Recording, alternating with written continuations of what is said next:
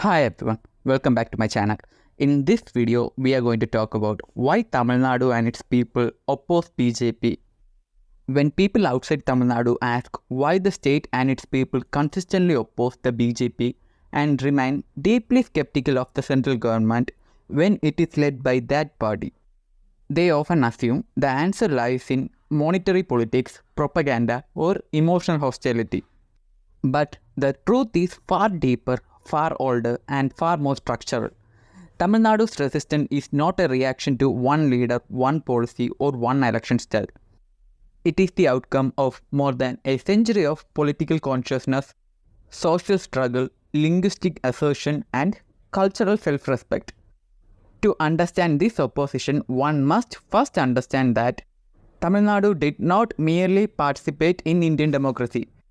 It reshaped it in its own image, and that image fundamentally clashes with the ideological project of the BJP.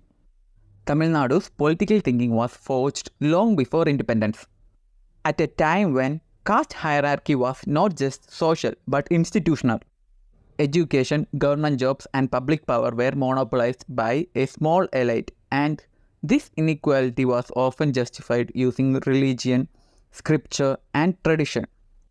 It was in this environment that the Dravidian movement emerged, not as a conventional political party, but as a social revolution.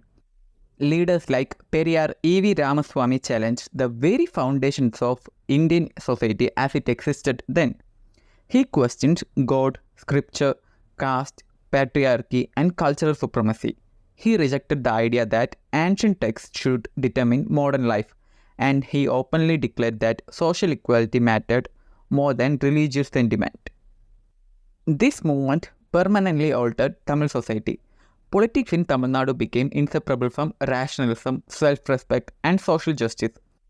Unlike in many other parts of India, questioning religion did not become political suicide. Criticizing caste oppression did not remain academic. It became electoral common sense. This is crucial to understand because the BJP's ideological roots lie in the opposite direction. The RSS worldview emphasized cultural unity through religion, reverence for tradition, and civilizational continuity. Where the Dravidian movement saw tradition as a tool of oppression, the BJP see it as a source of national strength. This clash is not tactical, it is philosophical. Language deepened this divide even further. Tamil is not simply spoken in Tamil Nadu, it is lived. It is one of the oldest classical languages in the world, with a literary history that predates most modern nations. Tamil identity is inseparable from Tamil language, and attempts to subordinate it have always been met with resistance. The anti-Hindi protests were not random protests. They were mass movements involving students, workers, writers, and ordinary families. People died opposing what they saw as linguistic imperialism. When Hindi was projected as the primary national language, Tamil Nadu saw it not as unity but as hierarchy.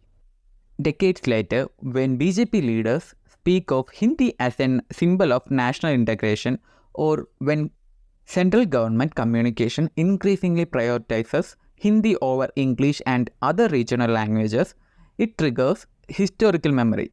For many Tamil people, this feels like the return of the old threat, an attempt to culturally homogenize India by placing the North Indian language and the culture at the center.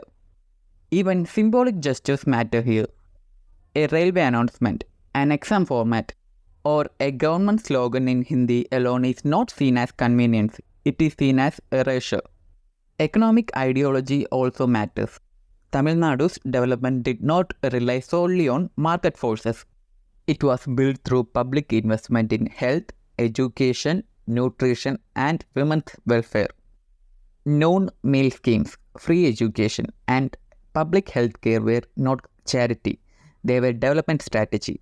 When the BJP labeled such policies as freebies, many Tamil people hear not fiscal concern, but ideological contempt for their model of governance. Here, the state is not seen as insufficient by default, it is seen as a protector of dignity. Media representation worsens the gap. National media often portrays Tamil Nadu through cliches, corruption, dynasty politics, cinema influence, while ignoring structural achievements in human development. When Tamil political resistance is framed as anti-national or irrational, it deepens alienation. People do not like being explained away by outsiders who do not speak their language or understand their history. For many people in Tamil Nadu, resisting the BJP is not about hating India, Hinduism, or development. It is about defending a vision of India that is multilingual, federal, secular, and social justice. It is about refusing to be culturally subordinated or politically centralized. It is about remembering history and acting on it. So, when Tamil Nadu rejects the BJP again and again, it is not an emotional outburst. It is a rational, historically grounded choice. A choice shaped by memory, struggle, and self-respect. And unless the BJP fundamentally rethinks its approach to language, culture, federalism, and social justice, this divide will not narrow, it will deepen. Thanks for watching.